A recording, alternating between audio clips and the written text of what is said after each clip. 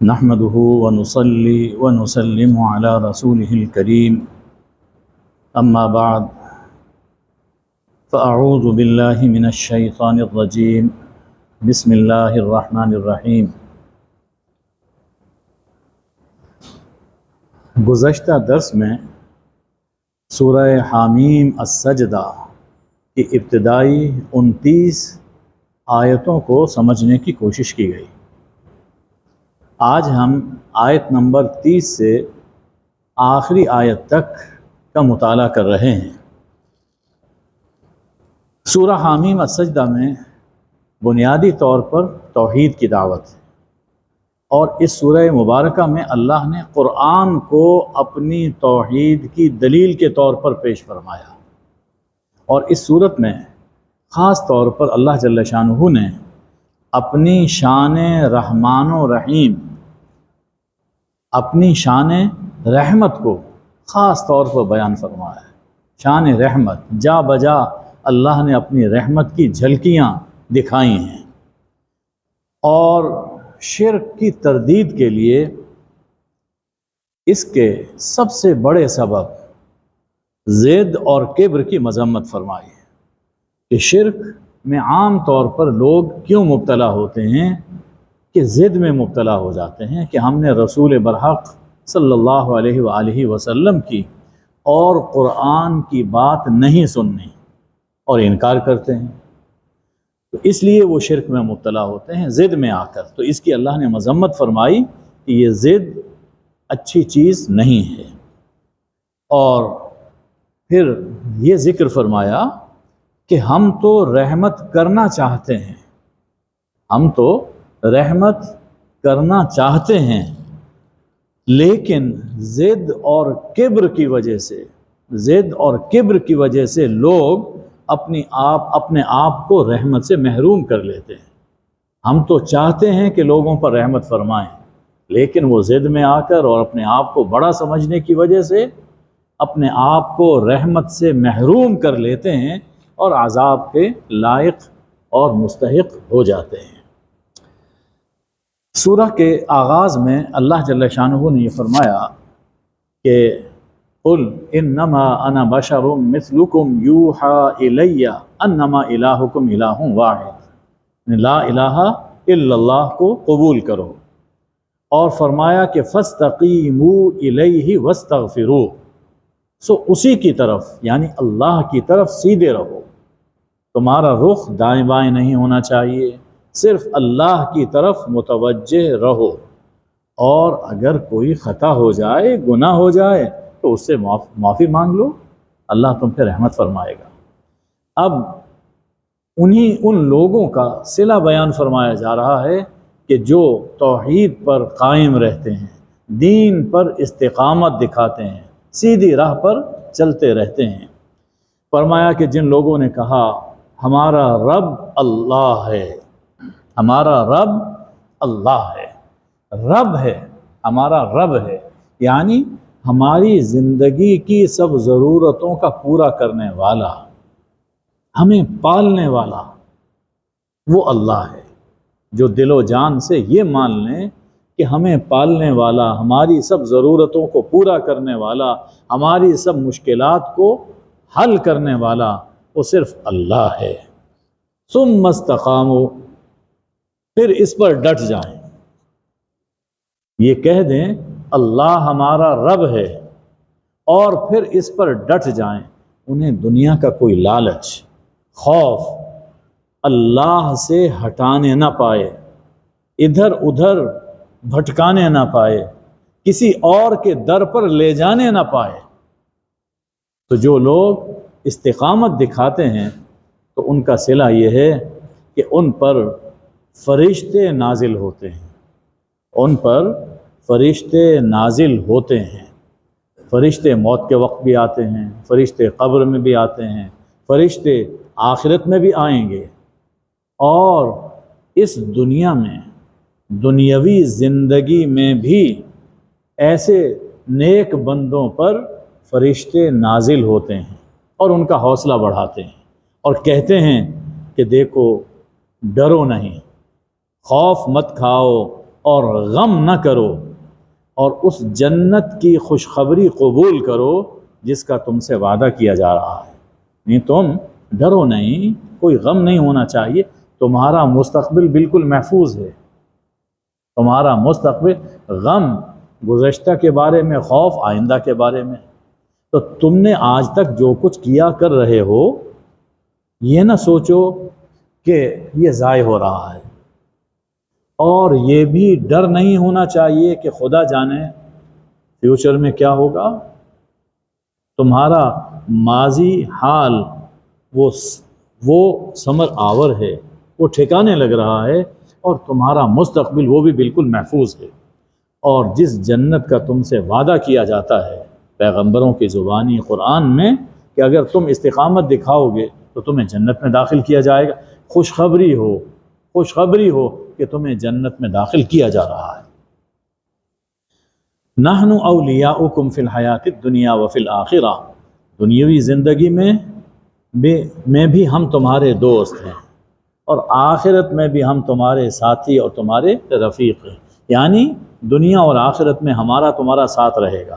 اور ظاہر ہے کہ جن کا ساتھ فرشتے دیں وہ ناکام نہیں ہوتے۔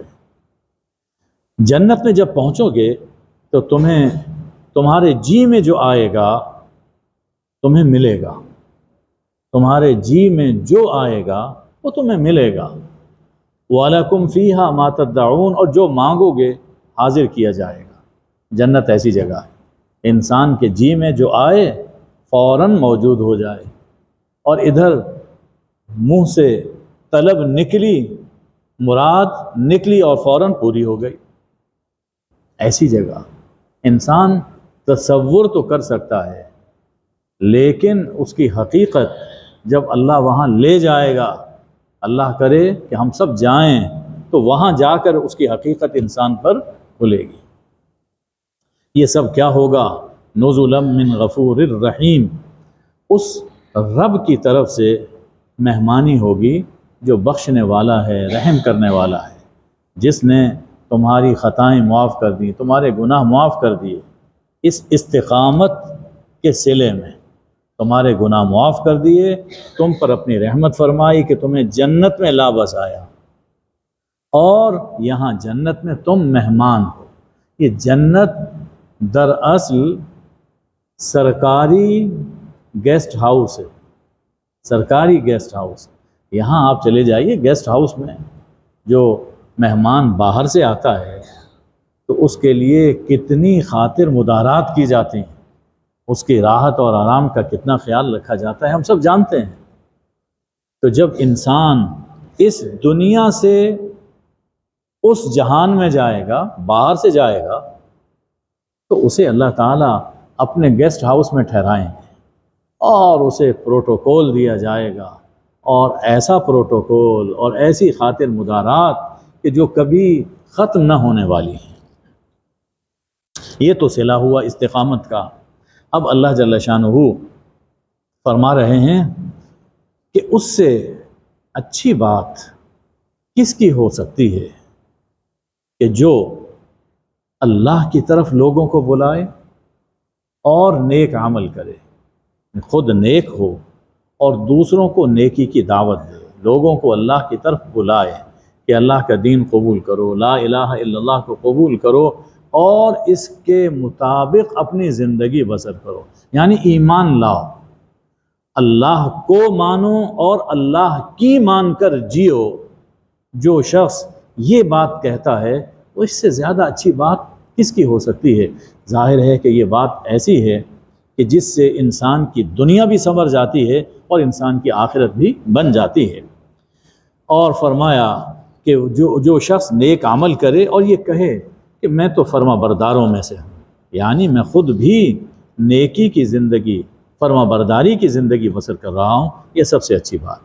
اس سے یہ بھی معلوم ہوا کہ ہم جو ادھر ادھر کی باتیں کرتے ہیں، لا یعنی باتیں، لغو باتیں، اور خاص طور پر جس دور سے ہم گزر رہے ہیں، اور ایسے دور پہلے بھی کئی گزر گئے، کہ جب دوسروں کے بارے میں الزام لگانا بہت آسان سمجھتے ہیں۔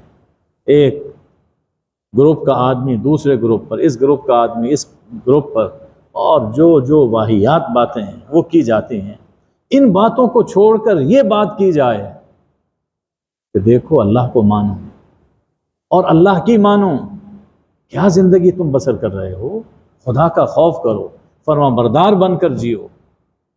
دیکھیے کہ انسان کہ یہی لمحے اور یہی وقت انسان کا آخرت میں انسان کے لیے ایک خزانہ بن جائے گا۔ فرمایا کہ اس مقام کو پانے کے لیے کچھ اوصاف اپنے اندر پیدا کرنے چاہیے۔ تو داعی کے اوصاف کیا ہونے چاہیے؟ داعی کو، دعوت دینے والے کو یہ یاد رکھنا چاہیے کہ لا تستوی الحسنۃ ولا السیئۃ، بھلائی اور برائی، نیکی اور بدی، اچھائی اور برائی، یہ کبھی برابر نہیں ہوتے۔ اچھائی، نیکی، اس کا وزن زیادہ ہے، برائی کا وزن نہیں ہے، برائی کا وزن نہیں ہے۔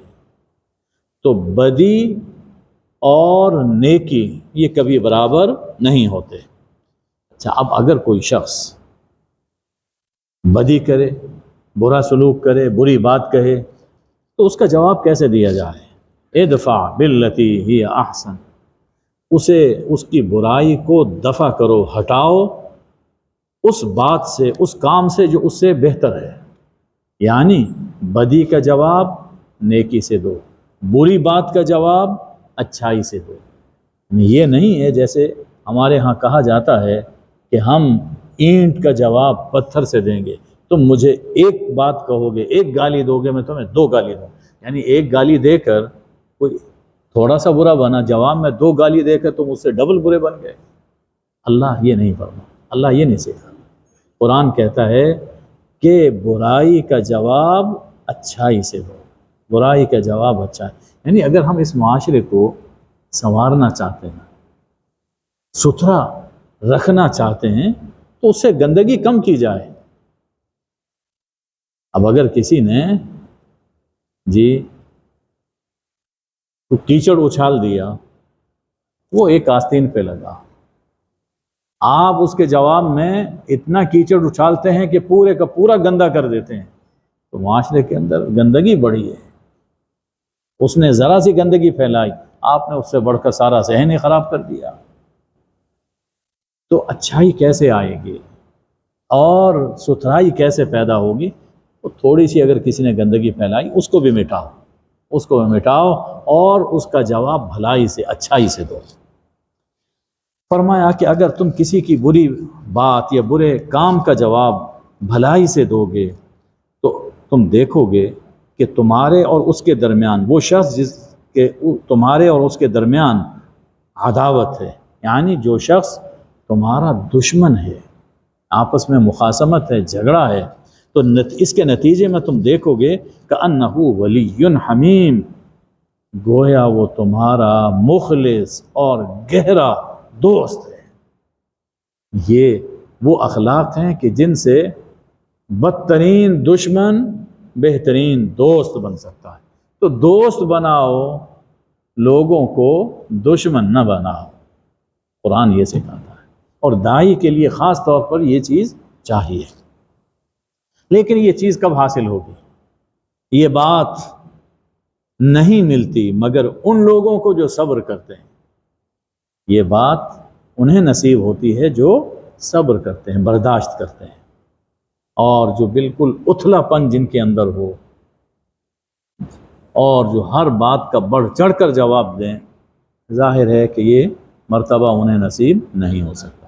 یعنی صبر کرنا چاہیے، داعی کو صابر ہونا چاہیے۔ خود حضور اکرم صلی اللہ علیہ وآلہ وسلم سے قرآن مجید کتنے مقامات پر یہ فرماتا ہے کہ فاصبر فاصبر، آپ صبر کیجئے، کما صبر اولو العزم من الرسل، جیسا کہ اولو العزم پیغمبروں نے صبر کیا، آپ صبر کریں۔ فاصبر فإنک بأعیننا، آپ صبر کریں، آپ ہماری نگاہوں کے سامنے۔ بہت جگہوں پر اللہ نے خود حضور صلی اللہ علیہ وسلم کو یہ حکم دیا۔ تو صبر یہ بڑی قوت ہے، صبر کمزوری نہیں ہے۔ ہم عام طور پر جب کسی کی بات کو برداشت کر لیں، سمجھتے ہیں کہ بس یہ کسی قابل نہیں اس لیے جواب نہیں دے سکتا، نہیں، صبر ایک بڑی قوت ہے کہ انسان جواب دے سکتا ہے لیکن نہیں دیتا۔ اس کا ہدف اور اس کی نظر ایک بلند مقصد پر ہے، وہ یہ چاہتا ہے کہ برائی کم ہو، وہ یہ چاہتا ہے کہ انسان اللہ کی طرف پلٹ آئے، وہ یہ چاہتا ہے، اس لیے وہ صبر کر رہا ہے، اور یہ مقام صبر ہی سے نصیب ہوتا ہے۔ اور فرمایا کہ یہ بات تب نصیب ہوتی ہے جب ملتی ہے اس شخص کو کہ جو بڑے نصیب والا ہوتا ہے، بڑے نصیب والا یعنی جو جنتی ہے۔ بڑا نصیب تو اسے ہی وہی ہے کہ جو جنت میں چلا جائے گا، یعنی یہ اخلاق وہ ہیں، یہ وہ اخلاق ہیں کہ جن سے انسان جنت کا اہل ہو جاتا ہے۔ اچھا، اب یہ ہے کہ انسان کا نفس بھی ہے اور شیطان بھی ہے۔ شیطان انسان کو بھٹکاتا ہے، تو فرمایا کہ اگر شیطان وسوسہ ڈالے آپ کے دل میں، شیطان اکسائے، دنیا والے کیا کہیں گے کہ تم نے جواب نہیں دے دیا، چپ رہے، گھر والے، عزیز و اقارب، بڑھ کے جواب دو، یہ اکساہٹیں شیطان کی طرف سے ہوا کرتی ہیں۔ تو فرمایا کہ اگر شیطان کوئی وسوسہ ڈالے تو کیا کہو، اعوذ باللہ من الشیطان الرجیم، میں اس شیطان مردود سے اللہ کی پناہ میں آتا ہوں، اے اللہ اس کی وسوسے اور اکساہٹ سے مجھے اپنی پناہ میں لے لے۔ بس یہ کہو گے، انہ هو السمیع العلیم، اللہ سنتا ہے، جانتا ہے، وہ تمہیں حوصلہ عطا فرمائے گا۔ تو اس میں یہ بھی سبق ہے کہ کسی اچھے اخلاق، اچھے کردار کو یہ نہ سمجھا جائے کہ میں ہوں، یہ میں بہت بری بلا ہے، میں انسان کو تباہ کر دیتی ہے، بلکہ ہمیشہ یہ سمجھو یہ اللہ ہے جس نے مجھے حوصلہ عطا فرمایا۔ ان اخلاق کی تعلیم کے بعد اب پھر وہی بات توحید کی طرف آ رہی ہے جو سورت کا بنیادی موضوع ہے، اور یہاں اللہ تعالیٰ اپنی آیات کی طرف، اپنی نشانیوں اور اپنی قدرتوں کی طرف متوجہ فرما رہا ہے، اور یہ وہ ان قدرتوں کا ذکر ہے کہ جو انسان کے سامنے رہتی ہیں، جن قدرتوں میں، ان نشانیوں میں انسان اپنی زندگی بسر کرتا ہے۔ فرمایا کہ اس کی نشانیوں میں سے، اس کی توحید کی نشانیوں میں سے، اس کی قدرت کی نشانیوں میں سے رات ہے، دن ہے، سورج ہے اور چاند ہے۔ ہر انسان اس کا مشاہدہ کر رہا ہے۔ فرمایا کہ یہ سورج اور چاند کیا اپنی مرضی سے طلوع اور غروب ہوتے ہیں؟ کیا یہ از خود پیدا ہو گئے؟ ایسا تو نہیں ہے۔ تو جب یہ از خود بنے نہیں، از خود طلوع اور غروب نہیں ہوتے، اور جس راستے پر اللہ نے ان کو لگا رکھا ہے، چلا رکھا ہے، اسی پہ چل رہے ہیں، نہ تو وقت کے اندر تاخیر، تقدیم تاخیر ہوتی ہے، نہ اس راستے اور اس مدار سے ہٹنا پاتے ہیں۔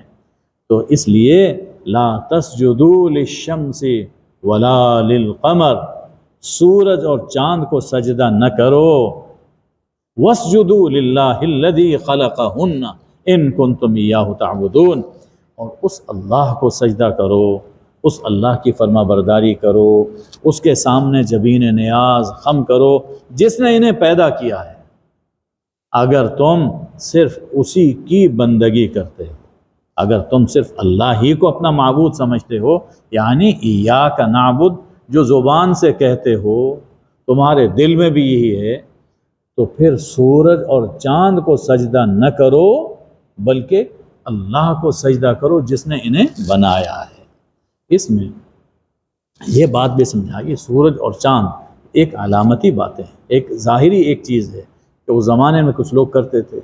مقصد یہ ہے کہ اللہ کے سوا جو بھی ہے سب مخلوق ہے، اللہ کے سوا سب مخلوق ہے، خالق صرف اللہ ہے، کوئی مخلوق سجدے کا حق نہیں رکھتی، کوئی مخلوق، خواہ وہ فرشتے ہوں، انبیاء ہوں، اولیاء ہوں، اس دنیا میں ہوں یا قبر میں ہوں، درخت ہوں، دریا ہوں، پہاڑ ہوں، سورج اور چاند جن کو کہ انسان بڑا سمجھتا، اللہ کے سوا کوئی سجدے کا حق نہیں رکھتا۔ سجدہ صرف خالق کا حق ہے، مخلوق کا نہیں۔ ایاک نعبد، ہر نماز ہر رکعت میں ہم اسی کا اقرار کرتے ہیں۔ فرمایا کہ فَإِنِ اسْتَكْبَرُوا، اگر یہ لوگ کبر کریں، اپنے آپ کو بڑا سمجھیں، اپنے آپ کو، ہم یہ بات نہیں مانیں گے۔ ابھی پہلے ہی عرض کیا گیا کہ شرک کی ایک بڑی وجہ ضد اور کبر ہے، کہ اپنے آپ کو بڑا سمجھنا، تکبر۔ فرمایا کہ اگر یہ بڑا سمجھیں اور کہیں کہ ہم آپ کی بات نہیں مانیں گے، تو اللہ تمہارا محتاج نہیں ہے، وہ تمہیں تمہارے سجدے کا محتاج نہیں۔ اس کا رب ہونا، اس کا الہ ہونا تمہارے سجدے سے ثابت نہیں ہوگا، بلکہ وہ تو ایسا ہے کہ اس کے پاس جو مخلوق رہتی ہے، یعنی فرشتے، وہ رات اور دن، شب و روز اس کی تسبیح کر رہے ہیں۔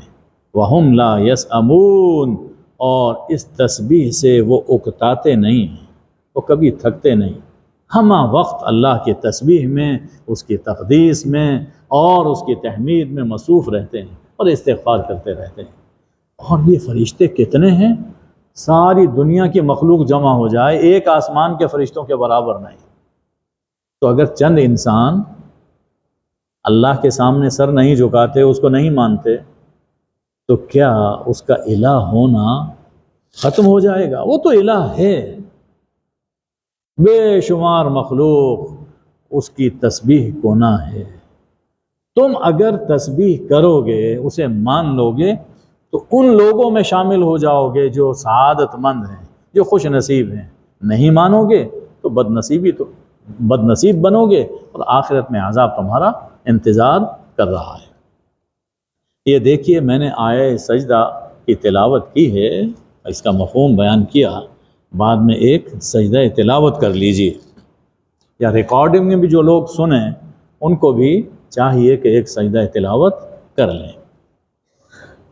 اچھا، پھر اللہ تعالیٰ اپنی ایک اور نشانی بیان فرماتا ہے، یہ اس کی قدرت کی نشانی ہے کہ تم دیکھتے ہو کہ زمین دبی ہوئی ہے، خشک ہے، زمین دبی ہوئی ہے، خشک ہے۔ فَإِذَا أَنزَلْنَا عَلَيْهَا الْمَاءَ، جب ہم اس پر بارش برساتے ہیں تو یہ تازہ ہو کر ابھرتی ہے۔ زمین بالکل خشک پڑی ہوتی ہے، چٹیل ہے، ویران ہے، لیکن اسی خشک زمین پر ہم بارش برساتے ہیں تو یہ تازہ ہوتی ہے اور ابھرتی ہے، یہ فصل اگانے کے قابل ہو جاتی ہے۔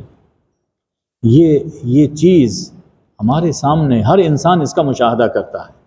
فرمایا کہ اس حقیقت کو سمجھو کہ جو اس زمین کو زندہ کرتا ہے وہ مردوں کو بھی زندہ کر سکتا ہے۔ اس حقیقت کو سمجھو، یعنی انسان سوچتا ہے کہ موت کے بعد کی زندگی کیسے ہو سکتی ہے، حیران ہوتا ہے انسان۔ دیکھو تو صحیح تمہاری نگاہوں کے سامنے، سال میں کئی دفعہ تم اس کا مشاہدہ کرتے ہو، کن کن زمینوں میں تم دیکھتے ہو کہ مردہ زمین کو اللہ زندہ کرتا ہے، اسی زمین پر تم چلتے پھرتے ہو۔ ذرا نظر جھکا کے غور سے سوچو تو صحیح، اللہ کی آیات اس کائنات کے اندر بکھری ہوئی ہیں، ہمارے سامنے ہوتی ہیں، لیکن ہم دیکھتے ہیں، سوچتے نہیں۔ ضرورت ہے سوچنے کی، انسان تھوڑا سا غور کرے تو اسی زمین ہی سے، انہی سورج چاند ستاروں ہی سے انسان اللہ کی معرفت حاصل کر سکتا ہے۔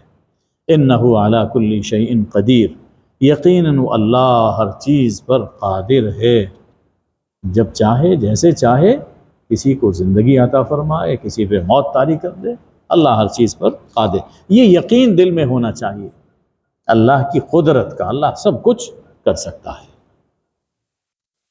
اب ان کے مقابل میں جو لوگ دین میں کجی پیدا کرتے ہیں، ان کا انجام ذکر کیا گیا، جسے الحاد کہا جاتا ہے۔ الحاد، الحاد یہ لفظ ہے لحد سے. آپ دیکھتے ہیں نا قبریں کھودی جاتی ہیں. دو طرح کی قبریں ہوتی ہیں. ایک ہوتی ہے شق، جیسا کہ ہمارے یہاں بنائی جاتی ہے، گڑھا کھودا جاتا ہے اور پھر اس میں دفن کر دیا جاتا ہے، اوپر سے بند کر دیا جاتا ہے. لیکن بعض علاقوں میں لحدی قبر ہوتی ہے. لحد، گڑھا کھودا، پھر سائیڈ میں پھر جگہ کھودی جاتی ہے اور میت کو اس میں لٹایا جاتا ہے، اس کو بند کر کے تو پھر قبر کا گڑھا بند کیا. یہ جو لحد ہے یعنی ایک سائیڈ میں وہ گڑھا کھودنا، اسی سے لفظ ہے الحاد کا، کہ جو لوگ اللہ کے دین میں کجی تلاش کرتے ہیں، کوئی الگ سائیڈ، الگ رخ اپناتے ہیں، یہ الحاد کر رہے ہیں اللہ کے. یعنی اللہ نے ایک بات فرمائی، یہ لوگ اس کو غلط معنی پہنائیں گے، اس میں ٹیڑھ نکالیں گے، اس میں کج بحثی کریں گے. جس کے بارے میں اقبال نے بڑی خوب بات کہی کہ زمن بر صوفی و ملا سلام ہے کہ پیغام خدا گفتند مارا، ولے تاویل شان در حیرت انداخت خدا و جبرائیل و مصطفیٰ را. میں صوفی اور ملا کو سلام میری طرف سے، یعنی جو الحاد کرتے ہیں، دین کے اندر فرقہ واریت کرتے ہیں، آیات کا غلط معنی بیان کرتے ہیں، تو ایسے صوفی اور ملا کو میرا سلام، یعنی میں ان سے اپنا دامن چھڑاتا ہوں. اللہ کا پیغام تو ہم تک پہنچایا، قرآن ہمیں سنایا، لیکن اس کا معنی ایسا بتایا کہ جس معنی کی خبر نہ خدا کو ہے، نہ جبریل کو ہے، نہ مصطفیٰ کو ہے صلی اللہ علیہ وآلہ وسلم. ایسا معنی آپ حیران ہو جائیں گے. بعض باتیں آپ سنیں گے، ابھی بھی ہوتی ہیں. تو فرمایا کہ جو لوگ دین میں ایسی کجی اور ٹیڑھ تلاش کرتے ہیں، ہماری آیتوں کے ایسے مفہوم بیان کرتے ہیں، لا یخفون علینا، یہ ہم سے چھپے ہوئے نہیں ہیں، یہ ہم سے چھپے ہوئے نہیں. یعنی یہ نہ سمجھیں کہ ہم جو چاہے کہتے رہیں، بکتے رہیں، اللہ کچھ نہیں پوچھے گا. نہیں، ہم اس کی سزا دیں گے، پکڑیں گے، اور وہ آخرت میں سزا جہنم کی ہے. اب سوچو کہ جس شخص کو آگ میں ڈالا جائے وہ بہتر ہے، یا وہ شخص جو پر امن ہو کر، امن پا کر قیامت کے دن ہمارے پاس آئے، وہ بہتر ہے. ظاہر ہے کہ جسے امن مل گیا، جہنم کے عذاب سے امن مل گیا اور جنت میں داخل کر دیا گیا، وہ شخص خوش نصیب. تو یہ جو لوگ ٹیڑھ تلاش کرتے ہیں، ان کو جہنم میں ڈالا جائے گا. اعملوا ما شئتم، جو چاہو کرو، جو چاہو کرو، انہ بما تعملون بصیر، جو کچھ تم کرتے ہو وہ اسے دیکھ رہا ہے. تمہارا کوئی عمل، تمہاری کوئی بات اللہ سے چھپی ہوئی نہیں. اعملوا ما، یعنی اس دنیا میں اللہ کسی کو ہاتھ پکڑ کر گردن دبوچ کر سیدھی راہ پہ نہیں لگاتا یا بری راہ پہ نہیں لگاتا. یعنی جو لوگ یہ کہتے ہیں کہ اللہ اگر نہ چاہتا تو ہم یہ گناہ نہ کرتے، یہ قرآن پاک میں مذکور ہے. تو اللہ زبردستی کسی کو نہ نیکی کی راہ پہ لگاتا ہے، نہ برائی کی راہ پہ لگاتا ہے. اللہ اعملوا ما شئتم، ہم نے رسول بھیجے، کتابیں نازل فرمائیں اور عقل عطا فرمائی.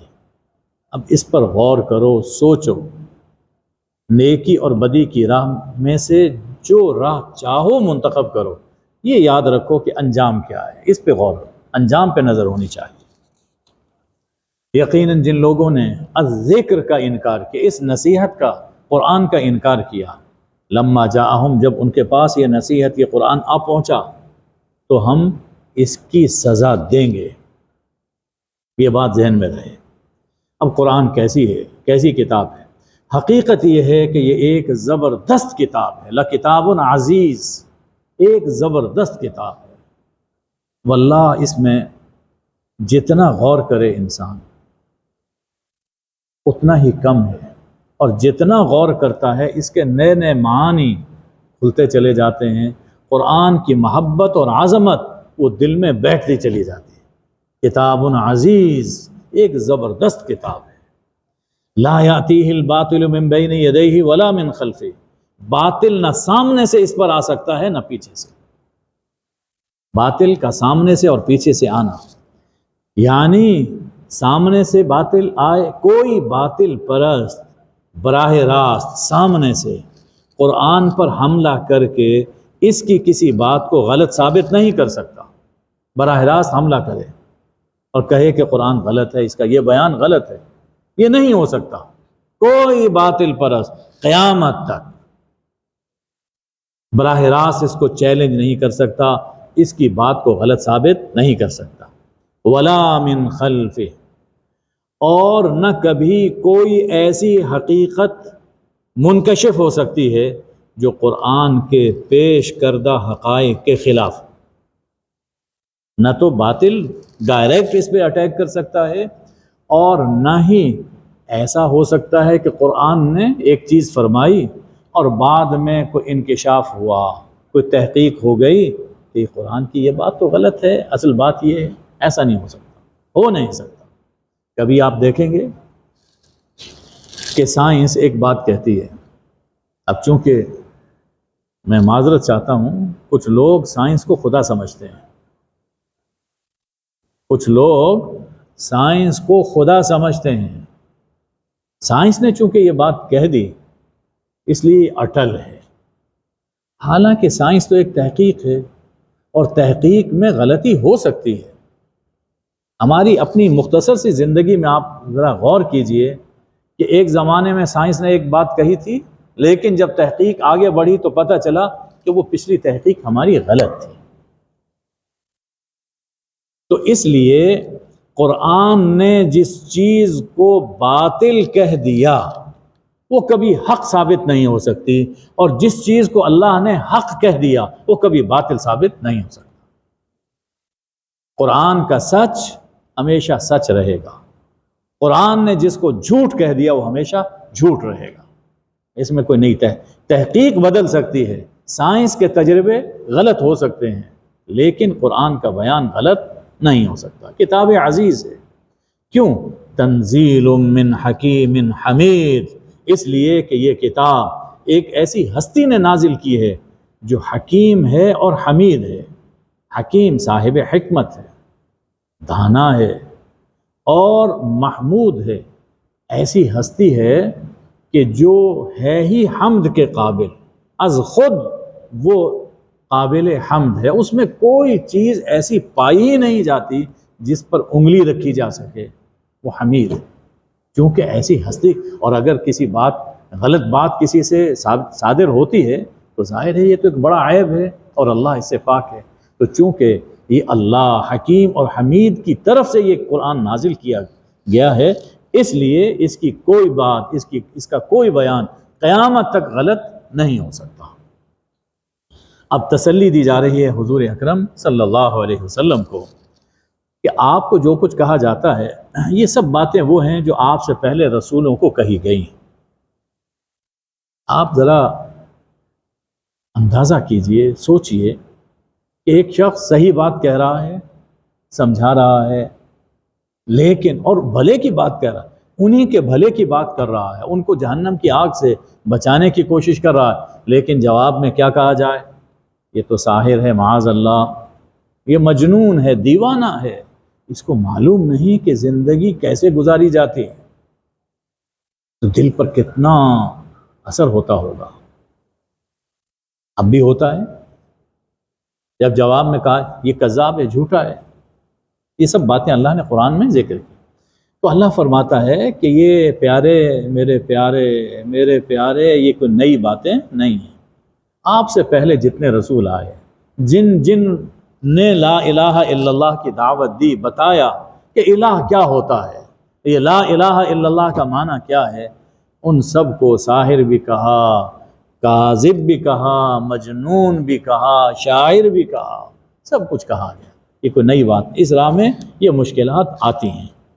وَإِنَّ رَبَّكَ لَذُو مَغْفِرَةٍ وَذُو عِقَابٍ عَلِيمٍ، بس اتنی بات ذہن میں رکھو کہ تیرا رب بخشنے والا بھی ہے اور سخت سزا دینے والا بھی ہے۔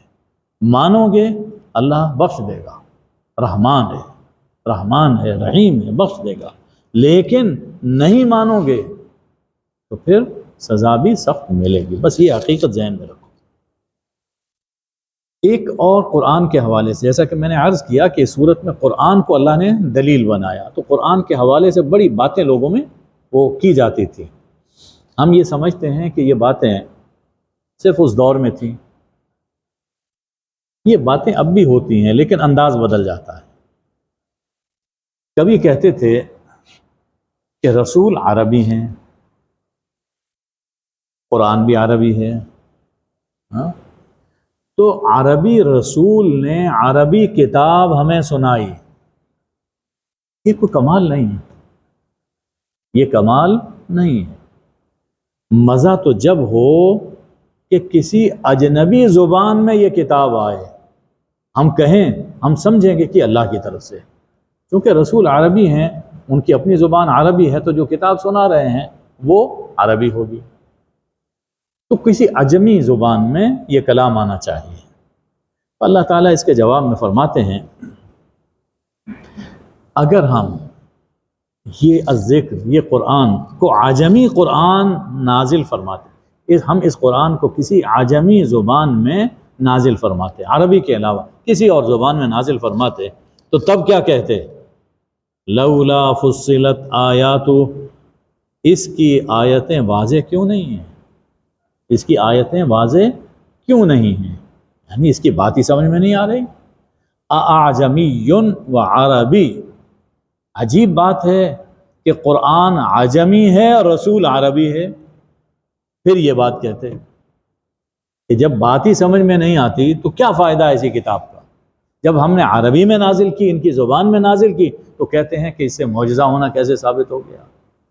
کمال تو یہ ہے کسی اور زبان میں قرآن، یعنی کیا ہے کہ خوئے بدرا بہانہ بسیار، جب بات نہ ماننی ہو تو پر انسان کبھی یہ بہانہ بنائے گا، کبھی یہ اعتراض کرے گا، کبھی اور مین میخ نکالے گا۔ تو اس لیے قرآن رسول عربی، قرآن عربی، اس لیے کہ ہمارا اصول اللہ نے بیان فرما دیا کہ وما ارسلنا من رسول الا بلسان قومہ لیبین لہم، ہم نے جو بھی رسول بھیجا قوم کی زبان میں بھیجا، ہم نے جو بھی رسول بھیجا جن لوگوں کی طرف بھیجا انہی کی زبان میں بھیجا، تاکہ رسول بیان کر سکے، بتا سکے کہ اللہ کیا فرما رہا ہے۔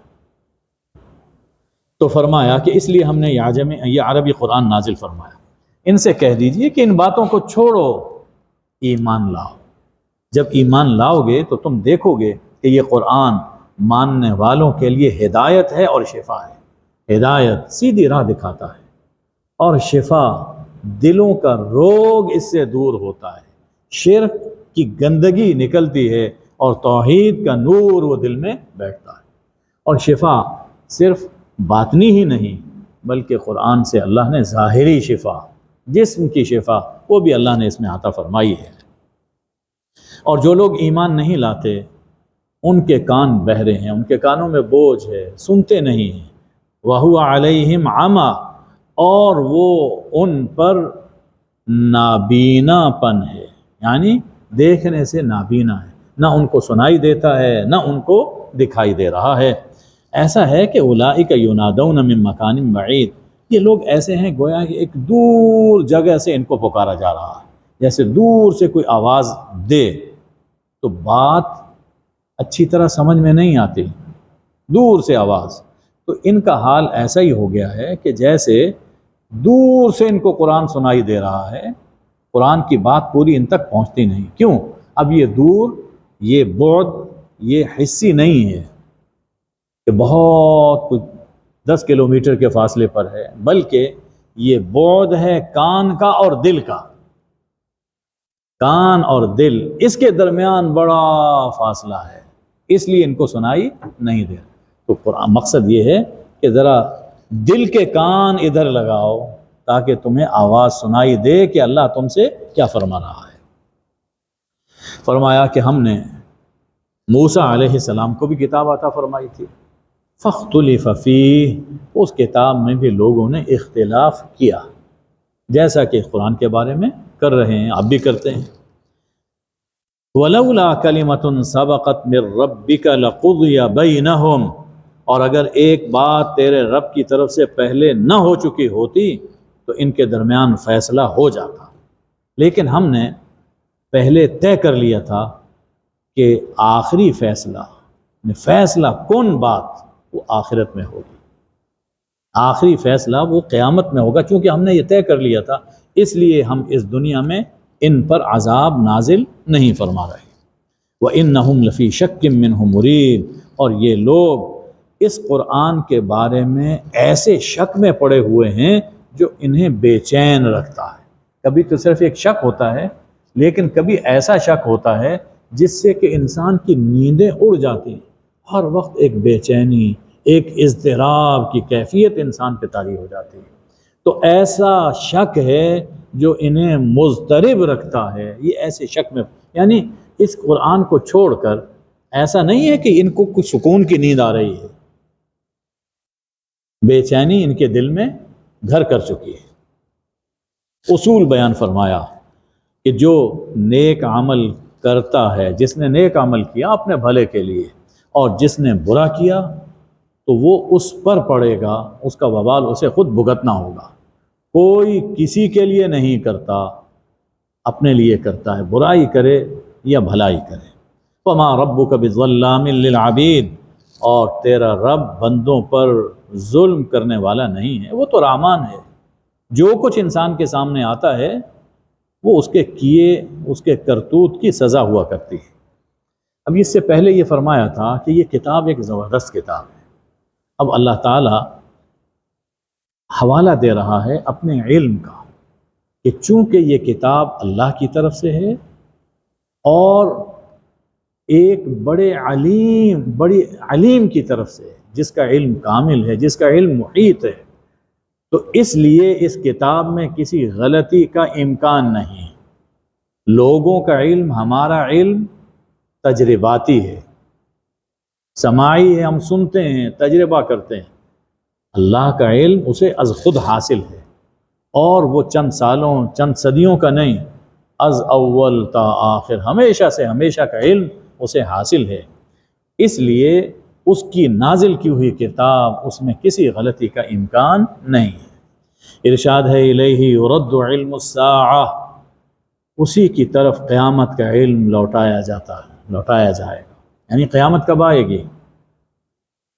اس کا علم اللہ کے پاس ہے، کسی پیغمبر، کسی فرشتے کے پاس اس کا علم نہیں۔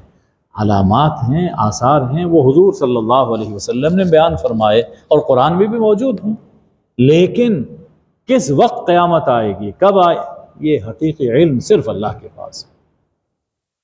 اسی طرح اس دنیا میں جتنے پھل اپنے شگوفوں سے، اپنے غلافوں سے نکلتے ہیں، اور کوئی فیمیل حاملہ ہوتی ہے یا وضع حمل کرتی ہے، ڈلیوری ہوتی ہے، یہ سب کچھ اللہ کو معلوم ہے، کب حمل ہوا اور کب وضع حمل ہوگا، ڈلیوری کب ہوگی، یہ صرف اللہ کے علم میں ہے، کسی کے پاس اس کا علم نہیں۔ تو قیامت کا علم اللہ کے پاس، حمل کا علم اللہ کے پاس، وضع حمل کا علم اللہ کے پاس۔ تو جس کا علم اتنا کامل ہے، یہ کتاب اس علیم کی طرف سے ہے، لہٰذا یہ کتاب بھی کامل ہے۔ یہ جو خاص طور پر حوالہ دیا حمل اور وضع حمل کا، ہم خود سمجھ سکتے ہیں کہ یہ ایسی چیز ہے کہ سائنس بھی یہاں آ کر بے بس ہو جاتی ہے، سائنس بھی بے بس ہے اس میں۔ فرمایا کہ قیامت کے دن جب اللہ پکارے گا، این شرکائی، میرے شرکا کہاں ہیں، جن کو دنیا میں تم نے میرا شریک بنا رکھا تھا، جھوٹے خدا تم نے بنا رکھا، وہ کہاں ہیں، ذرا لاؤ نا آج سامنے، وہ سامنے آئیں۔ اگر وہ زندہ کوئی ہستیاں ہیں تو وہ سامنے، جو پتھر کے بت ہیں ان کا تو کیا جواب اور کیا سوال، وہ تو ختم ہو گئے، لیکن اگر زندہ لوگوں کو انہوں نے خدا بنایا تو قیامت کے دن وہ آئیں گے اور کہیں گے آذناکا ما منا من شہید، ہم عرض کرتے ہیں، ہم آپ کی بارگاہ میں ہم یہ عرض کرتے ہیں، ہم اس پر گواہ نہیں ہیں کہ آپ کا کوئی شریک ہے، ہم کوئی اس پر گواہی نہیں دیتے، ہم مانتے ہیں کہ آپ ہی اللہ ہیں، آپ ہی الہ ہیں، آپ کا کوئی شریک نہیں۔ یعنی قیامت کے دن جن خداؤں پر انسان کا تکیہ ہوتا ہے اس دنیا میں، قیامت کے دن وہ خود اپنی خدائی کا انکار کر دیں گے۔ وَضَلَّ عَنْهُمْ مَا كَانُوا يَدْعُونَ مِن قَبْلِ، اور اس سے پہلے جن کو وہ خدا سمجھتے تھے وہ سب غائب ہو جائیں گے، اور انہیں یقین ہو جائے گا، یہ جو لوگ اس دنیا میں جنہوں نے جھوٹے خدا بنا رکھے انہیں یقین ہو جائے گا مَا لَهُم مِّن مَحِيصٍ، آج بچنے کا کوئی مقام نہیں، کوئی جائے پناہ نہیں۔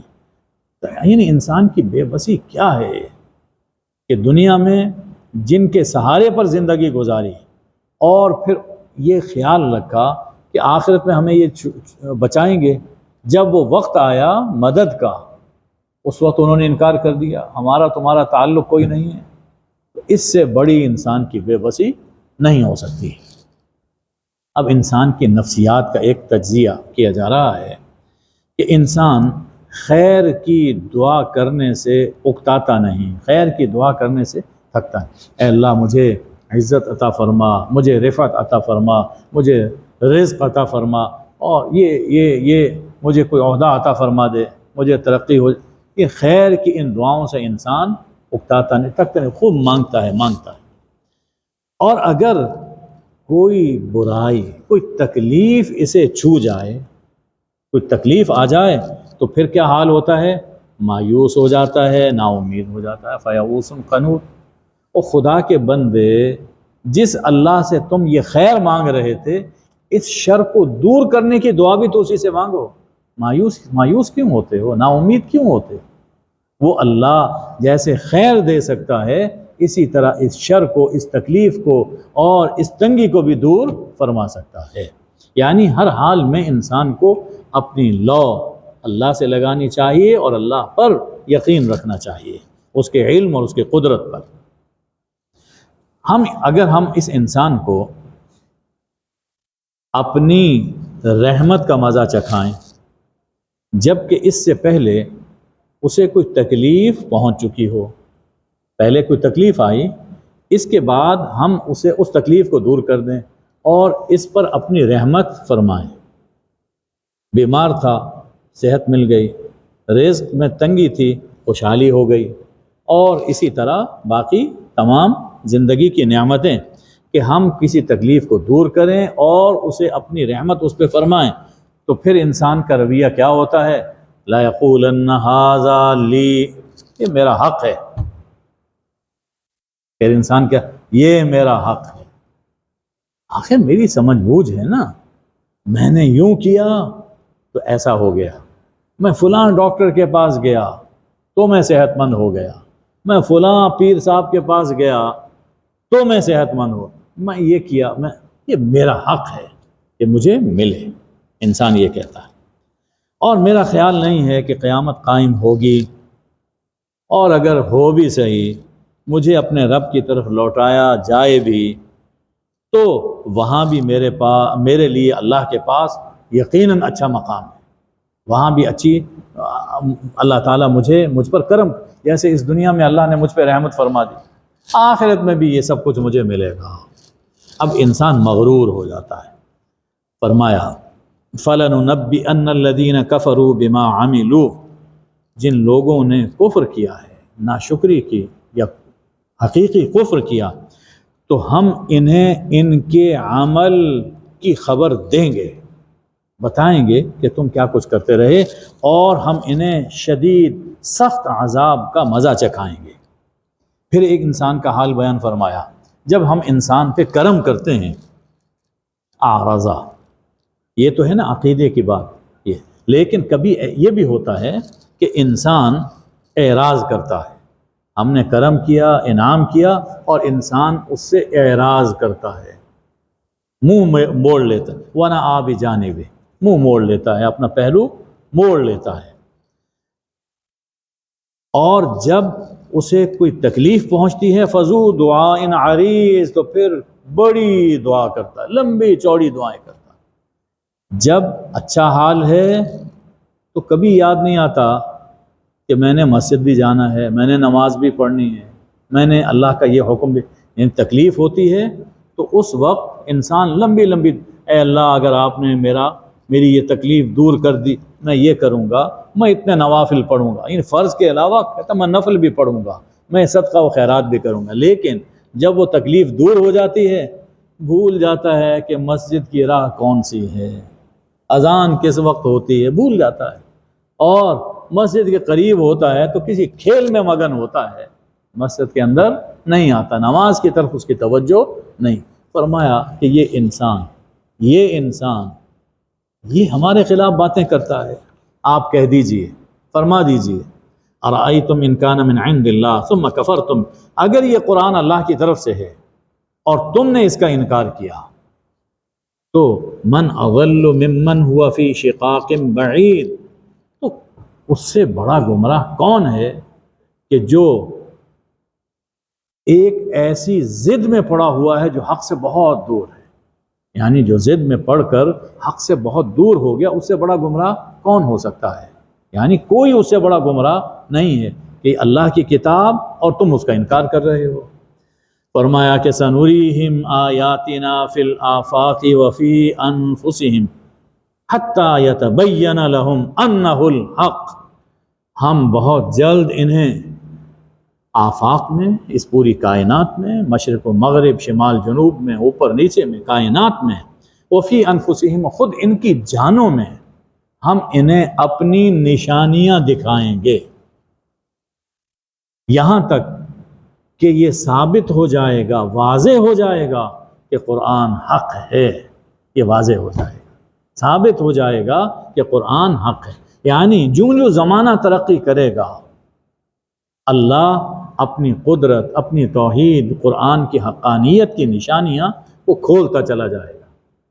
اور ہم دیکھتے ہیں اب جو سائنسی اکتشافات ہو رہے ہیں ان سے قرآن کی کئی باتیں بہتر طور پہ سمجھ آنا شروع ہوئی، جو پہلے ہمیں معلوم نہیں ہوتی تھی، اب وہ سائنس نے تجربہ کیا، پتہ چلا یہ بات تو پہلے سے قرآن میں موجود ہے لیکن ہمارے سامنے نہیں تھی، وہ تجربہ نہیں تھا، تو ہمیں بات پوری سمجھ میں نہیں آتی تھی، اب وہ بات سمجھ میں آ جاتی ہے۔ تو اسی طرح خود انسان کے اپنے اندر انسان کا جسم کیسا ہے، کیسا بنا، کیسا یہ ورک کر رہا ہے، تو یہ سب باتیں ہیں۔ جو زمانہ ترقی کرے گا، انسان کا علم بڑھے گا، تو اللہ فرماتا ہے کہ یہ ثابت ہوتا چلا جائے گا کہ قرآن حق ہے۔ اولم یکفی بربک انہ علی کل شیء شہید، کیا یہ کافی نہیں ہے کہ تیرا رب ہر چیز پر حاضر ہے، ہر چیز پر گواہ ہے، یعنی جو کچھ ہے وہ رب کا بنایا ہوا ہے، اس لیے کوئی چیز اللہ کے علم سے باہر نہیں ہے۔ سورت کی بالکل آخری آیت نمبر 54، اس میں فرمایا الا انہم فی مریۃ من لقاء ربہم، آگاہ رہو، یاد رکھو کہ یہ لوگ اپنے رب کی ملاقات سے شک میں پڑے ہوئے ہیں، اپنے رب کی ملاقات سے شک میں پڑے ہوئے ہیں، ان کو یقین نہیں ہے کہ ہم نے اللہ کے سامنے پیش ہونا ہے، آخرت پر ان کو یقین نہیں ہے۔ الا انہ بکل شیء محیط، یاد رکھو کہ اللہ ہر چیز کو اپنے احاطے میں لیے ہوئے ہے، لہٰذا اللہ ان کو ان کے کرتوتوں کی سزا دے گا، اس لیے کہ کوئی چیز اس کے احاطے سے، اس کی قدرت سے باہر نہیں ہے۔ تو دیکھیے انکار اور غفلت کا سبب دو چیزیں ہوا کرتی ہیں۔ انسان غافل ہے اس لیے نمبر ایک اسے آخرت کا یقین نہیں ہوتا، اگر آخرت کا یقین ہو تو کبھی انسان اس طرح کے جرائم نہ کرے۔ اگر دیکھو نا، ہمیں یقین ہو جائے، کسی لڑکے کو یقین یہ ہو جائے اگر میں نے اسٹڈی نہ کی میں فیل ہو جاؤں گا، اور فیل ہو جاؤں گا زندگی کی دوڑ میں پیچھے رہ جاؤں گا، میرا مستقبل تاریک ہو جائے۔ بچے کو یقین ہوتا ہے وہ پڑھتا ہے، دل لگا کر محنت کرتا ہے، لیکن اگر یقین نہ ہو تو چلو کوئی بات نہیں، ابھی یہ ڈرامہ دیکھ لیں، ابھی یہ میچ دیکھ لیں، ہو جائے گا، نتیجہ پھر یہ ہے کہ ساری زندگی میچ ہی کھیلتا رہتا۔ تو آخرت کا یقین نہیں ہوتا تو انسان غفلت میں مبتلا ہوتا ہے۔ اور دوسری چیز، اللہ کے علم اور قدرت پر یقین نہیں ہوتا، اللہ سب کچھ دیکھ رہا ہے اور وہ میری پکڑ کر سکتا ہے، یہ یقین نہیں ہوتا۔ جیسے مجرم کو اگر یہ یقین ہو کہ کیمرہ لگا ہوا ہے اور میں پکڑا جاؤں گا، اور جس کے پاس یہ انفارمیشن جائے گی اس کے پاس اختیار ہے، وہ مجھے موت کی سزا بھی دے سکتا ہے، کبھی ایسی جگہ جرم نہیں کرے گا۔ وہ ایسی جگہ جرم کرتا ہے جہاں اسے یہ یقین ہوتا ہے، یہ خیال ہوتا ہے کہ یہاں نہ کوئی کیمرہ ہے، نہ کسی نے مجھے دیکھا ہے، چھپ کے جرم کرتا ہے۔ ہمیشہ جب یہ یقین ہو کہ اللہ مجھے دیکھ رہا ہے اور اللہ قادر ہے، تو پھر انسان نہ غافل ہوگا اور نہ ہی کسی حقیقت کا، قرآن کا انکار کرے گا۔ اللہم صلی علی سیدنا و مولانا محمد النبی الامی و آلہ وبارک وسلم۔ اے اللہ ہمیں قرآن کی محبت عطا فرما، اے اللہ قرآن کی معرفت نصیب فرما۔ قرآن میں جو کچھ بیان کیا گیا ہے اے اللہ ہم دل و جان سے اس پہ ایمان رکھتے ہیں، ہمیں قرآن پڑھنے کی، سمجھنے کی اور اپنانے کی اور پھیلانے کی توفیق عطا فرما۔ قرآن کی برکت سے ہمارے ظاہری اور باطنی بیماریوں کو دور فرما۔ اے اللہ قرآن کے نور سے ہمارے گھروں کو اور ہمارے ملکوں کو روشن فرما دے۔ اے اللہ قرآن کی برکت سے ہمارے ملک کو امن اور استحکام عطا فرما، فتنہ و فساد کی آگ کو اپنی رحمت سے ٹھنڈا فرما۔ وصلی اللہ وبارک وسلم علی حبیبہ سیدنا محمد و آلہ الطیبین الطاہرین، آمین یا ارحم الراحمین۔